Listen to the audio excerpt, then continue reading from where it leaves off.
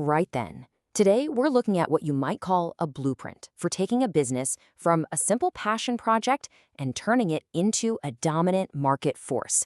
This isn't about just keeping the lights on. This is a doctrine for winning. So let's get on with it.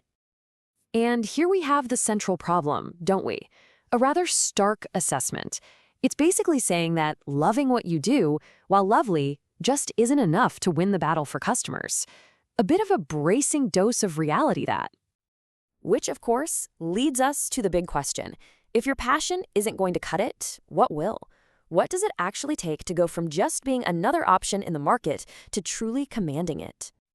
To get to the answer, we first have to properly understand the problem. The source material describes the way most businesses operate as a chaotic battlefield, a mess of disorganized reactive tactics where money and effort are wasted on things with no clear goal. Now have a look at this. It really lays out the two sides of the coin. Over on the left, you've got unpredictable chaos. This should look familiar to a lot of people. You're wasting your ad budget, you're constantly running discounts just to get people in the door. On the right, structural advantage, a proper system built on precision and predictable growth. One is a mad dash, the other is a calm, calculated advance. And this is where the proposed solution comes in, presented with a certain tactical flair. It's called the Range Market Dominance Framework, MTM, and it's positioned as the perfect antidote to all that chaos we just talked about. At its heart, the framework is meant to be an operating system for your business. Its whole purpose is to swap out those random acts of marketing for a reliable process that builds that structural advantage. It's about engineering your growth, not just hoping for it. So, how does this system actually work? Well, it's all built on 5 core principles. You can think of these as the non-negotiable rules of engagement for the whole operation. Principle number 1, clarity over noise. This is all about cutting out what the source calls wasted ammo. It means you ruthlessly stop any marketing activity that doesn't lead to a direct, measurable result, like a sale or a booking. No more being busy for the sake of it, only actions that make a real impact. And this really shows you the cost of all that noise. According to the source, almost half of the digital ad budget for an average business in the sector is just gone, vanished, wasted on clicks from people who were never going to buy. That's a staggering amount of waste that a bit of clarity can prevent. Second, and this is a big one, experience as the product. The key idea here is that you're not selling the technical specs. You're selling the feeling, the story, the emotional kick. You don't sell 100 rounds of ammo. You sell the ultimate adrenaline day out. It's a fundamental shift in how you think about your business.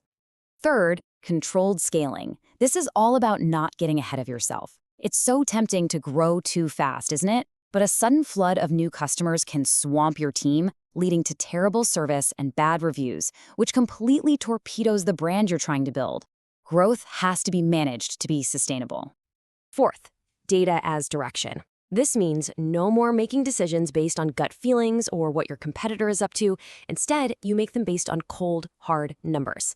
The data becomes your scope, making sure every move you make is accurate and intentional. And finally, staff as the brand. This one acknowledges a simple truth. Your marketing can be perfect, but if the real-life experience delivered by your team is a letdown, it was all for nothing. Your frontline staff, they are the final and most crucial part of your brand. Okay, so with those principles as our guide, how is this framework actually put into practice? Well, the source lays it all out as a logical, step-by-step deployment. And here are the 5 phases. In order, you start with visibility, which is just about being found. Then you move to conversion, turning that attention into actual customers. Only then do you move on to acquisition, authority, and finally dominance. It's just logical, really. You can't dominate a market that doesn't even know you exist. This table breaks it all down a bit more. You can see each phase has a clear mission and a strategic payoff. The most important thing to get here is the sequence. For example, launching a big ad campaign, that's phase 3, before you've sorted out your website so it can actually handle bookings, phase 2, is, well, it's just a frightful waste of money. And that brings us to the end game. The whole point of this doctrine is to move a business from that state of just chaotic survival to one of intentional, systematic market dominance. This is where the real prize is. So, the ultimate goal is to shift from always paying for new customers to building a system where your customers create more customers for you. It's about getting rid of the chaos, building an unshakable reputation, and fundamentally changing your business from one that's just surviving to one that is actively dominating its patch. And we'll end on that rather blunt final line. Not much room for misunderstanding there, is there? The objective is clear, the strategy is defined. The only question left is whether you have the discipline to actually see the mission through. Something to chew on.